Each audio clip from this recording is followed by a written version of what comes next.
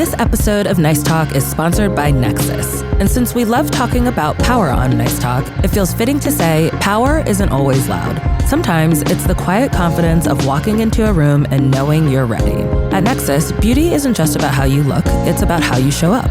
Their approach to hair care is rooted in protein science, engineered to help repair damage and resist what's next, so your hair can rise to the occasion right along with you. For women who see beauty as a part of the uniform, not just for how it looks, but for what it helps you do, Nexus makes products that work hard, last long, and support the way you show up day after day. Nexus, long live hair. I was dressing like I took Nana's curtains, cut them off, and wrapped them around me. I was like, I will be taken seriously if it is the last thing I do. I am 25, but you will be thinking I am a ma'am. Malika Andrews, welcome to Nice Talk. Thank you so much for having me. I'm obviously so excited to have you here to talk about money and style and power. But first, I want to give our audience a quick rundown of your amazing accomplishments for those who may not know. So, as the host of ESPN's NBA Today, NBA Countdown, and WNBA Countdown, Malika is one of the most prominent names in sports journalism. In 2022, she won a Sports Emmy Award for Outstanding Personality Emerging On-Air Talent. And that year was also the first woman to host the NBA Draft. That's so major. An event that you have hosted every year since. And this January, Malika's also added tennis to the broadcast roster, covering major slams for ESPN. Malika, you ready to jump in? I am ready, Nikki. Let's do it. Okay, so taking things back a bit in time, I want to know about your relationship with what we like to call the big three here, which is money, style, and power.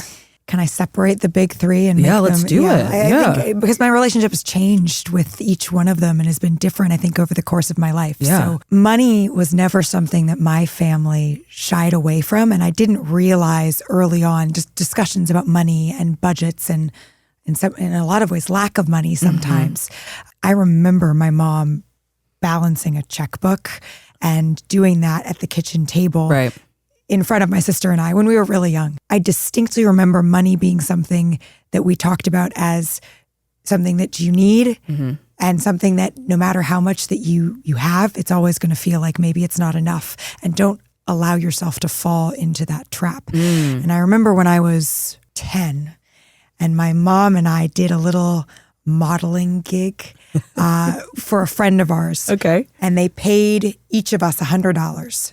And I put my $100 in a little bumblebee wallet. And I thought that I was rich, girl. Well, like I thought that money was going to take me from my 10-year-old self all the way into my adulthood in some ways, right? I remember asking my mom a couple of weeks later, Mom, what are we going to spend that $100 on? What are we going to do with our big money?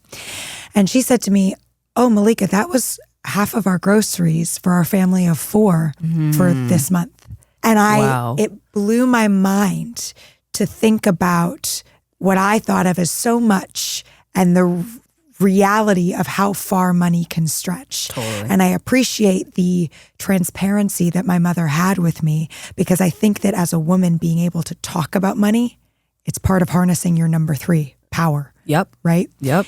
And style for me was a way that I stepped into power. Ooh. My aunt is one of the most powerful women that I know. And she's also one of the most stylish women that I know. Okay. My Aunt Sagra. And she has this fabulous, she's a such a banker. chic name, by the way. She's Spanish. Ooh, yeah. I love it. Sagra is Spanish and she lives in London. And she has this wonderful Carrie Bradshaw-esque closet. And when I was a kid, nothing was off limits. She took the boundaries away and let me go clomp around and play in her crazy, beautiful Manola Blahniks. Yeah. I felt so powerful when I got to play dress up. And now I think that when I am stepping into power, having conversations about money, it's dressing the part for me. And I think that has been, Sagra was my very first style icon. And I don't think I connected until later. I felt powerful when I was in her shoes. Ooh, you know? Yeah, I love that. I want to talk a little bit about your high school experience because you have spoken a bit in the media about attending a therapeutic boarding school. I did. Did you feel isolated or different than people your age? Like, how did it impact your perception of power and power dynamics? I think that feeling different, especially when you are a young person, can be an isolating experience. When people asked me when I went to college, well, how did that affect you? What was it like to be in a graduating class of 8 or only having experienced high school through this lens? It's the only lens that I ever had, right? And so not having these points of relatability with my peers, prom night, or being able to have a cell phone. I didn't have one in high school, right? They take away, you don't have electronics, you don't have social media. I left before iPhones and came back and my little sister had to teach me what Instagram was. Stop. Yeah. Wow. So for me, I think that it was anytime you feel different and feel othered, you have a choice to make. You can choose to allow other people to fill in your blank space and tell your story. Or, and this sounds very simple, but you can choose to be the voice and fill that. But it took me a long time to be able to do that. For a long time, high school was a very sore spot for me because I wasn't, as Black women, looking for other ways to be different. Yeah. I wasn't looking for other ways to be othered. I was looking for ways to be able to find what is being human. It's finding human connection. You want to have sameness and celebrate the ways in which we all can relate to each other. And I feel like when I didn't have a lot of life experience, right? You're 18 years old, this huge chunk of 4 or 5 years, mine was signaling to the world that I wasn't like you. I see the world through a lens that could only have been shaped and formed through going away to therapeutic boarding school, going to wilderness therapy, being in a mental hospital. Like I could only have come to know myself and I think know other people through that walk. But at the time, I was just wondering why I was on this path snowshoeing while everyone else was skipping down the yellow brick road. So what was it like for you when you got to college? Oh, girl, it was so weird. Yeah. Because when I went to college, what I was looking for was a place to be and belong. I think that it took me a second to figure that out because I went from a class size of 6 kids in a trailer in Utah to real lecture halls. And I think I love listening to people. I love to learn. And I think a part of me wondered if I'd gone to normal school in quotes, could I have pushed myself and my education and would I have ended up at the University of Portland in the same way that I did? And I'm glad that I did. But for a while, my education, I wanted to be able to say, like my mom who went to UCLA and then did a teaching course at Harvard. And I think that for me, I always wondered what I could be a little bit. So I had to find my way. You joined the school newspaper and it was through journalism. And that's where the belonging came in. Yeah, right, exactly. And so it was through journalism and landing on a sports beat that you developed a love of sports reporting, right? Why journalism? Why the school newspaper? Talk to me about that journey a little bit. For me, it was writing, right? I made sense of when all these things that I'm sort of speeding through at a very, 30,000 foot level, I made sense of the world by stopping, opening pages, writing it down, editing my story, playing with phrases, and coming to a common language that I felt that I could bring my otherness to a place of likeness. Yeah. That's how I made sense of the world. And so I always knew that I wasn't going to be math, but it was going to be that. That's how I was wasn't going to be math for me either. And by the way, Nikki, that broke my heart because remember Aunt Sagra? Yeah. Aunt Sagra was a whiz at math. Okay. And I wanted to be Aunt Sagra when I grew up. So I was trying to find what it was for me, and writing I knew was going to be it. And when I joined the paper, the only opening they had was in sports. Okay.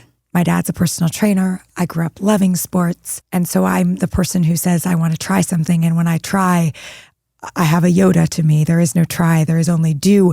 And I'll take it for even one step farther. So there's not only do, there's only excel. Yes. I was ready to no longer be seen as the broken kid who got sent away. I wanted to be successful. And I think that reframe is so powerful. Deciding that you want to be good at something and to step into effort and work is a really powerful thing that I think that every young person in college, you get to that moment where you decide, I'm ready for hard. Yeah. And I'm ready. I know that everything, there's a phrase that I love, everything he wants on the other side of hard.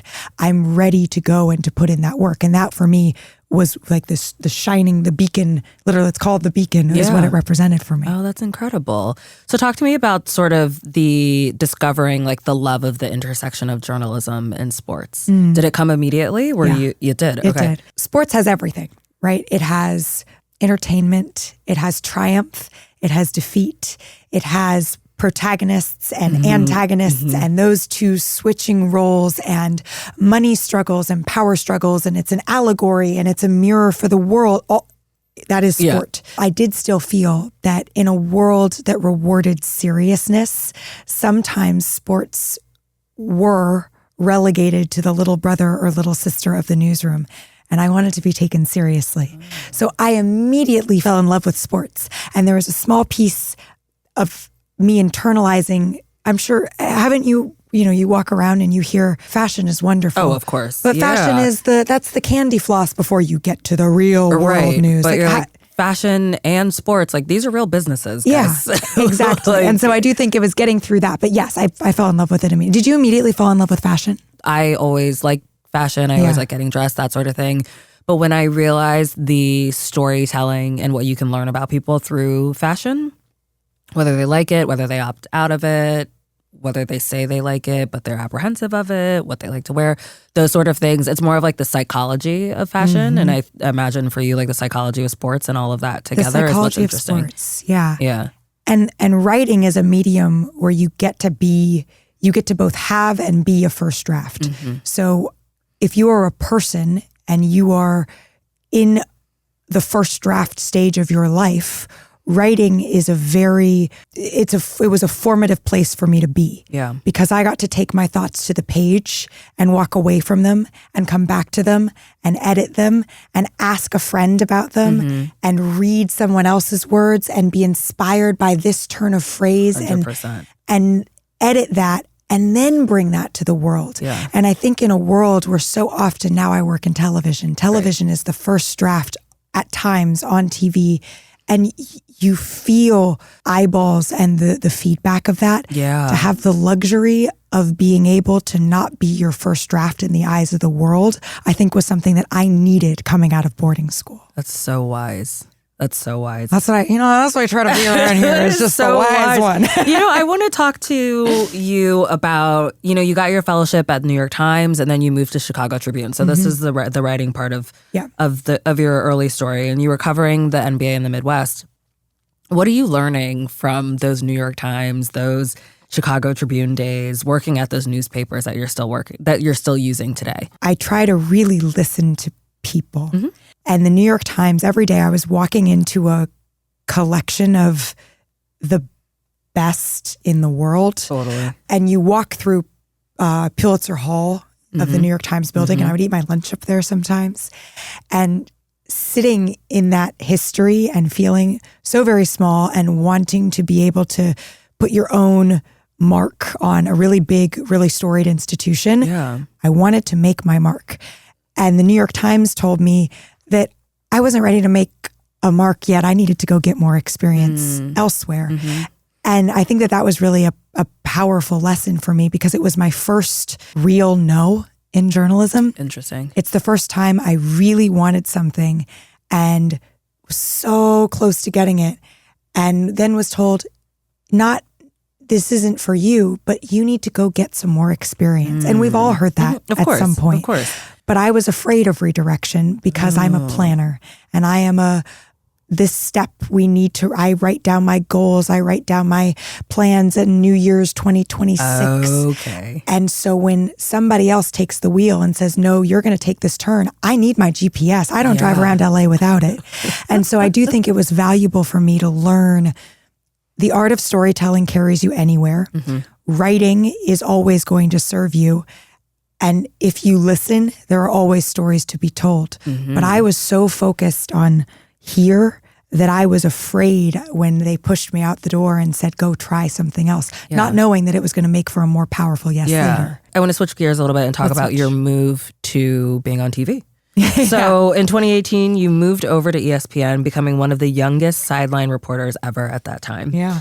I came to sideline reporting in such a, I hope, once in a lifetime way, which is the pandemic. And we had an operation at the NBA restart when the NBA decided to play its season. Yes. And the operations were only 20 people for ESPN, which we have 250 people in just on the op side at the NBA finals. Right. So 20 is tiny. So I was asked to wear all these hats that I wouldn't have gotten the opportunity to otherwise. Yeah. I wouldn't. Luck favors the prepared. And I got say it very again. lucky. That is so true. That is so true. I got very lucky. I was ready. Yeah. I didn't know that I was ready. And how often does that happen where someone else has to give you a little push and a sprinkle of confidence? But I was there, I was ready, and I got lucky. Yeah. And I got lucky at a time where there was so much unluckiness and unhappiness and horror in the world. And I was getting to take a foray into some of my dream jobs. And so that was something that you grapple with at the time. You're literally in a bubble. Yeah. On the inside, being sheltered from this plague and this sadness that the world is facing. That's how I got to be a sideline reporter. Now, when I got that opportunity, I was lucky enough to be surrounded by bosses who, there's a difference between having a mentor and having a sponsor and an advocate, right? Yeah. We talk about this all the time in NABJ. Yeah, of course. Mentors, sponsors, advocates, the people who talk about you in rooms you're not in. And I was, the Amy Poehler, I got talked well about behind my back and got to have the same people push for me to keep that opportunity, and I got to run with it. So that is how I became the youngest sideline reporter. Were you nervous though about like the age or anything of the sort? Like, were you like, no one is ever like, Look I'm back so at young, what I I'm was doing wearing this. But when I was doing that. I was dressing like I took Nana's curtains, cut them off, and wrapped them around me. I was like, I will be taken seriously if it is the last thing I do. I am 25, but you will be thinking I am a ma'am. I was so nervous. I didn't want, first of all, I think that women are told that we need to justify the reason that we are in a room instead of walking in knowing that our qualifications will speak for themselves. I inherently care entirely too much what people think about me. Yeah. I'm working on that. And it's caused me at different times to be a person I really didn't like. Yeah. I've had to say some sorries that I'm embarrassed that I had to say. But yeah, I felt like I was acting. I was trying on a role that I needed to convince people that I was old enough and mature enough and wise enough to have, which seems so silly now. But at the time, heck yeah, I was nervous. Yeah. Did the reporting though come, like the sideline reporting, did that come naturally to you? Were you like, I'm ready to be on camera. I know how to do this. Yes. And I was also nervous. Yeah. I was so sweaty on my first hit. Like I was nervous to admit that being on television was something that I aspired to do. Ooh, tell me more about that. I had internalized a understanding of myself as being smart because I was a writer. And that was the way that I was comfortable. I was comfortable telling myself the story that I was a worthy person because I'm smart. And people know that because look at these. Because I write the words, these the written words. And I was so afraid of admitting that I wanted to walk into a visual medium as a woman. And because some may look at that as like vain or, I don't know, frivolous or whatever it may be.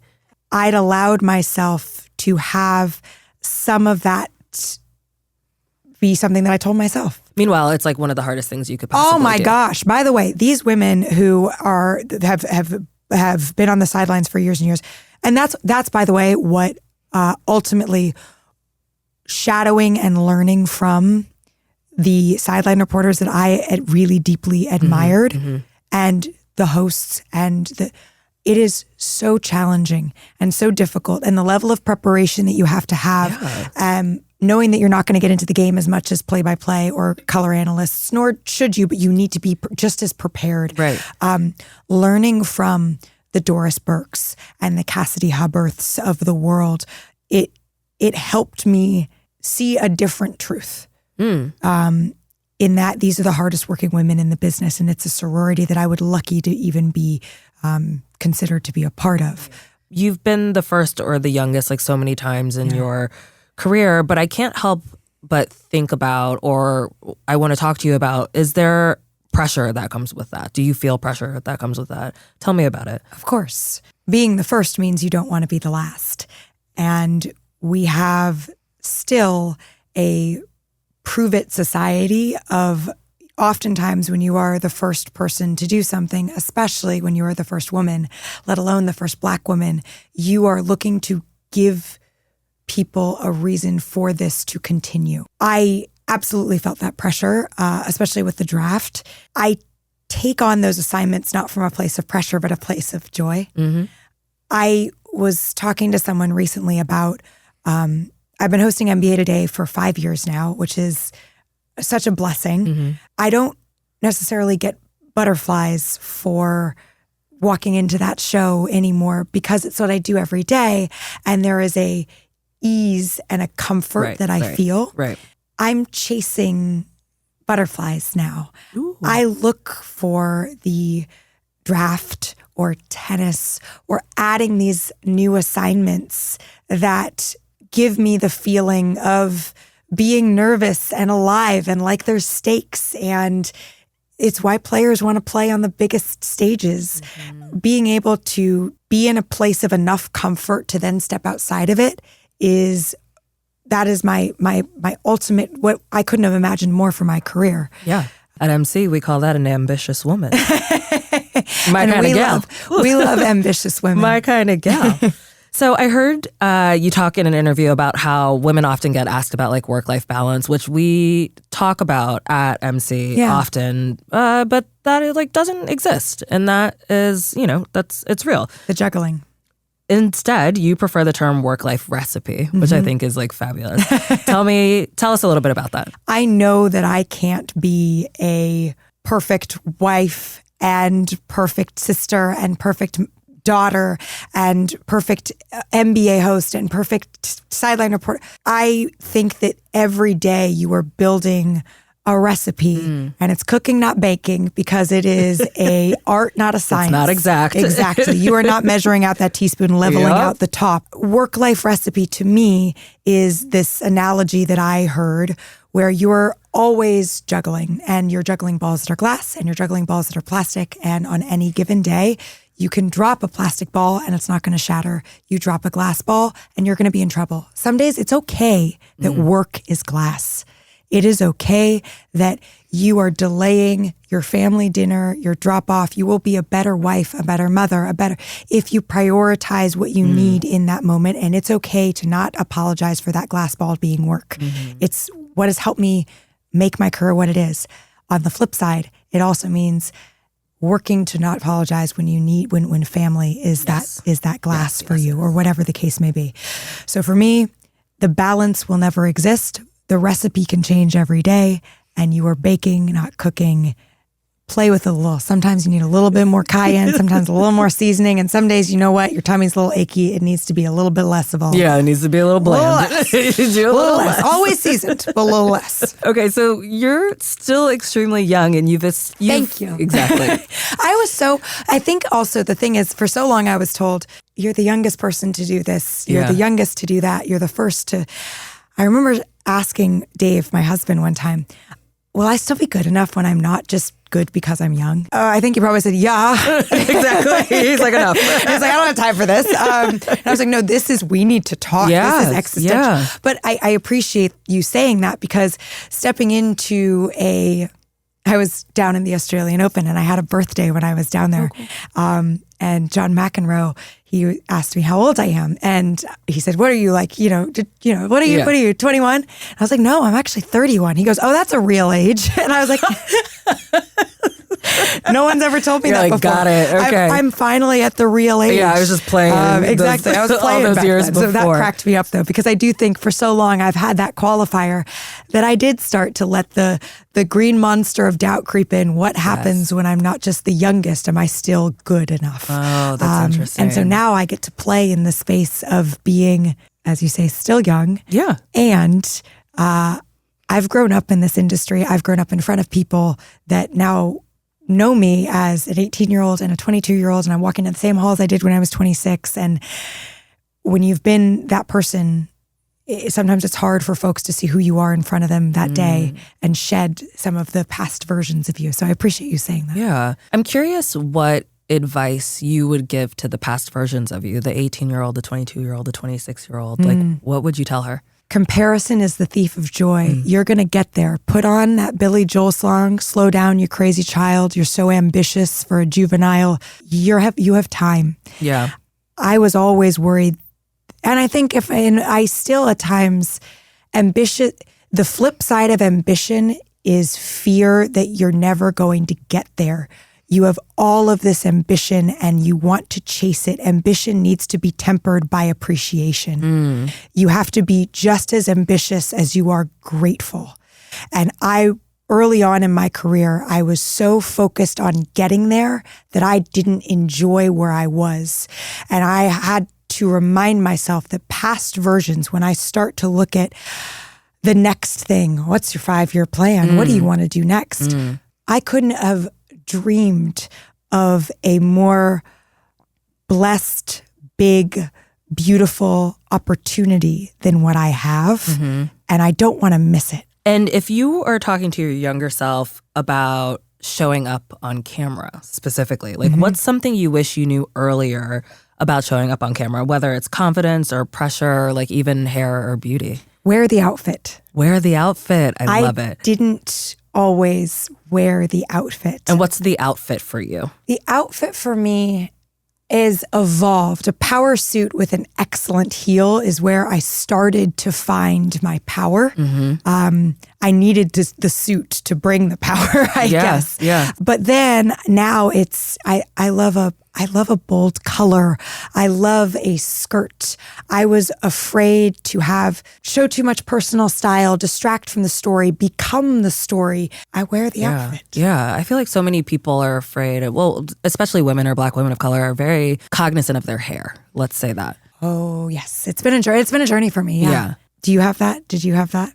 I cried when I first got my hair cut this way. My hair was broken and I looked like a little boy and I wasn't sure I looked like, quote unquote, looked like a little boy. I don't know. It was the whole thing of like, oh, if I don't have my long braids, like who am I without all of this hair? Meanwhile, I got rid of the hair. I got a new man. I got a new job. Hey. Things started taking off. Hey. I'm like, no, I needed the haircut actually. Yeah. Like you needed to step into You needed that. to trim some things. Exactly. Yeah. What has your hair journey been like? I have my hairstylist, Sophie. I call her my hair fairy godmother. Yeah. But I came to ESPN doing everything myself. And I think a shared experience of so many Black women is being afraid to sit into a chair for the first time and be told that your hair is too much, because that then pulls on this thread of 100%. Being too much. And so I always came to places done, because I didn't want to be a burden on other people. That's so crazy when you like bring your makeup bag with you. Meanwhile, like for the NBA finals, when I did the trophy ceremony, I did my hair and makeup myself just because I didn't know that I could ask. ESPN is so wonderful about my hair and my makeup now, but I came from a place of writing and didn't know that I could ask. Yes. So I didn't ask. Yeah. I really wanted to wear my curls out on air. And it takes time. Yeah. It takes time to do it every day. And I'm someone who has to do a pretty good refresh every time and defuse. And that takes time that a 35-minute hair and makeup slot doesn't have. Right. So reframing that, I think, was important for me. But I just went through this recently where I've worn my curls for years and years, and I wanted to try a blowout. I wondered if I was betraying a younger version of myself by feeling beautiful with straight hair. And is that complicated? And what does that mean? And I had to kind of go through that conversation with myself. And now I'm wearing braids, and my goodness, is it easy? Oh my gosh, it's so easy. And so this best. feels I feel very true to myself right now, because why I was interested in the blowout is because, girl, it's easy. Yes. You blow your hair out, you wrap it up in your silk scarf at night. Yep. You do a couple of touch-ups the next day. I didn't need to do a 6-step routine that happens with my curls. And I have, in air quotes, good curls, right? Like I have easy curls. And so this feels like the perfect balance of curls are me. Yeah. And so I wanted my curls out, but I needed that 5-minute beat that I was not getting with those. So we're going to rock this for a little bit. And it looks good. Thank you. It looks good. You can tell that it feels good on you. You're on camera like 6 hours some days. Wild, right? Yeah. How do you approach getting dressed for that? Like, what are the elements, either color, silhouette, fabric, that you like always want to wear? First of all, not alone. And I don't mean like I don't get dressed by myself. Yeah. I mean, I do have help. And so I do think that's important to say that I have a Leon. Yeah. And a Leon Gray, has immaculate taste and is an extension of myself. Good tailoring and a very high shoe that elongates my legs and makes me feel like I can step in front of the camera and say, this is my full self and my full body, because there's no part of me on NBA Today that is looking to hide. I'm not looking to hide what I look like. I'm not looking to hide my opinions or my reporting. There's a difference between when you feel like, okay, and when you feel great. Of course, especially when you have to go on air and you never want to feel like you're tugging at something or something's like kind of off. Like, you don't want to think about your clothing. Yeah. Like, you want to know that you look good and you feel good, and so then you can get on with like what you have to do. I wear jeans on air. Yeah. I think that because TV has like a very specific, I don't know. I would love to hear your thoughts. Like, very specific sort of like, I think one of the biggest compliments I've gotten sort about of dress my code style is that I don't dress like a television anchor. Yes. And I think that there are wonderful television anchor outfits. And I think that we've evolved to a more individualized place beyond the one color monochrome. If you want to wear that and that's what you feel best in, it's what you absolutely should wear. But if what you feel best in, and this is why Western Conference Finals last year, I did an entire jean series. Everything I wore was jean suits, because I wanted to show that jeans could also be tailored and professional and something that people want to then style their own. That's the biggest compliment. And if I walk around and someone says, I thought that I could wear this because I'm like, you didn't need my permission, but go ahead with your bad self. Yeah. So yeah, I do think TV style has changed. And I think that sports is a different realm of style. I dress differently for the WNBA. I wear all women brands when I cover the WNBA. Then I do tennis. We sort of have a lookbook for each tennis major. It was color blocking for the Australian Open because it's summer, it's fun, it's the first major of the season, it's the happy slam, and we wanted big, bold, bright, happy colors. Wimbledon is classic and traditional and polka dots and stripes, and so we have an entire lookbook for Wimbledon. And then the US Open is inherently American. 3 distinct styles for that. Only women for the W. During the draft, we tried to distinctly, the first year the story was, I was the first woman to host it, all female brands wore a DVF suit, jewelry that was all women. I try to have my style be storytelling, even if only me and Leon are the ones who know the meaning until someone asks. But people notice those things. I think that's very valuable. We put a lot of thought into that. Yeah. Are you on Pinterest? Are you lookbooking? Are you pulling things? Saving? I am an Instagram save in a shared folder, send screenshots. I still buy magazines when I go to airports. I love to look through September Vogue. That is my Super Bowl. I also love the Super Bowl, but it's a thrill for me to be able to now pick out a pair of jeans or tell Leon, I really enjoy this. And sometimes I get to wear that actual piece. Yeah. I feel like Samantha Jones. I feel like Carrie Bradshaw. That to me is awesome. Yeah, and you're a jewelry girl. I am the jewelry girl. I got some good jewelry for the dinner. Please, we got some good jewelry coming out. I do love jewelry. And I believe in commemorate yourself. I bought my watch when I got the new contract with ESPN. Same. And I got my watch when I got my job at Harper's Bazaar. See? Mm-hmm. And and when you look at it, you say, look at me. I was right on time. Exactly. I was right on time. Exactly. So finding those moments, treat yourself. You know, as we all know, the sports media world is overwhelmingly male dominated. I think it's about over 85% of reporters are men, according to a study done in 2021. Okay. It's also a really intense industry, and you obviously know this. How do you navigate being evaluated for what you say and also how you look without letting it shrink you or really get to you? Sometimes it gets to me, but I do think that those 85% men, 83% are the most wonderful, helpful, supportive. My experience in this industry with my peers has largely been when I had doubts about myself, other people giving me, reminding me, reasons to take that next step. I don't feel the statistic on a daily basis. I feel it when I walk into a big new room and I'm waiting for someone to say, oh, you're different, just like you did in high school or all of these places. I think I'm in a position now, though, where I've been doing this for so long and am, I hope, respected for what I do, that I think that my work walks in with me. Yeah. And that's a really nice feeling. So my task now is, just because I said, oh, it's that 85, just because I don't feel it.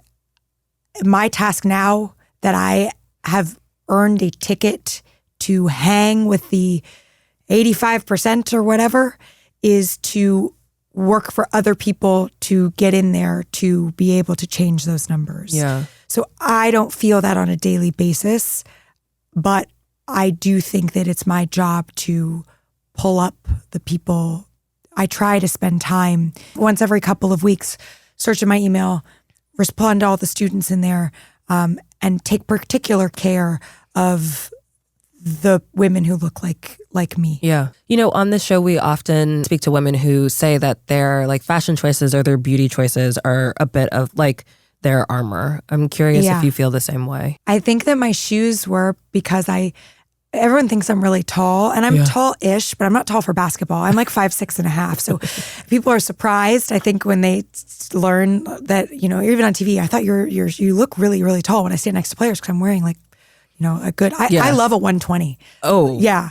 Give me a 120 and I will do sidelines in a 105. Whoa. Yeah. So I think that was an armor for me. Yeah. Was like, I will project as big and tall, and I'm just now starting to kind of get comfortable with it. Get comfortable at being literally looked down on. I wanted to be eye to eye with people. This episode is sponsored by Nexus, so I want to talk about hair a little bit more deeply as well. Athletes talk about performance gear. I'm curious if you think about hair care as performance gear too, like something that supports you doing your job at the highest level. Absolutely. Yeah. I always thank my hair and makeup team after the NBA finals or the draft or big events, because they have made it so that I can focus on the work because I'm not worried about the other pieces, because that's a part of it. We are journalists, but we are presenting and performing and sharing with the world. It's a visual medium.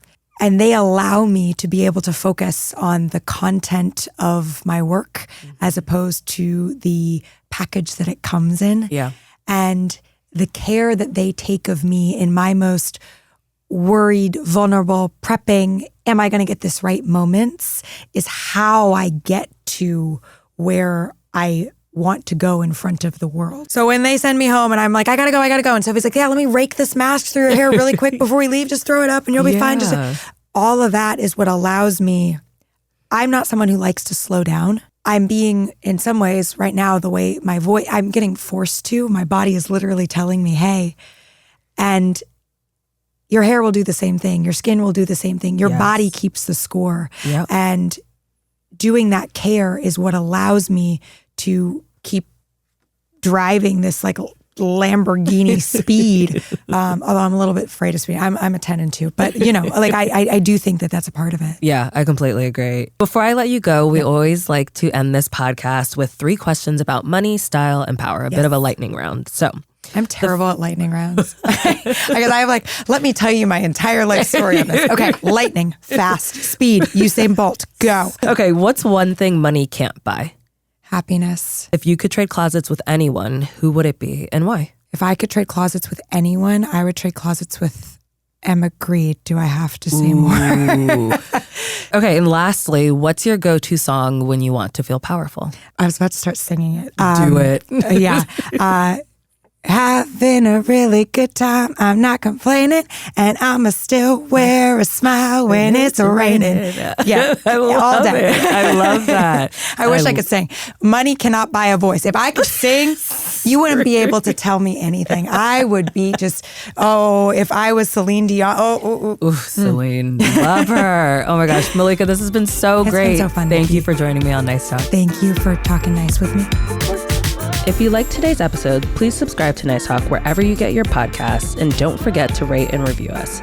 We'd love to hear your feedback and suggestions for the show, so feel free to reach out to us on Instagram at Marie Claire Mag or directly to me at Nikki Ogum. We can't wait to hear from you. I'm Nikki Ogunaki, and I'll see you next Thursday for another Nice Talk. This episode was produced by Hillary Kerr, Summer Hammeress, and Natalie Thurman. Our production assistant is Raven Yamamoto. Our editor is Natalia Perez. Our audio engineers are at Treehouse Recording in Los Angeles, and our music is by The Math Club.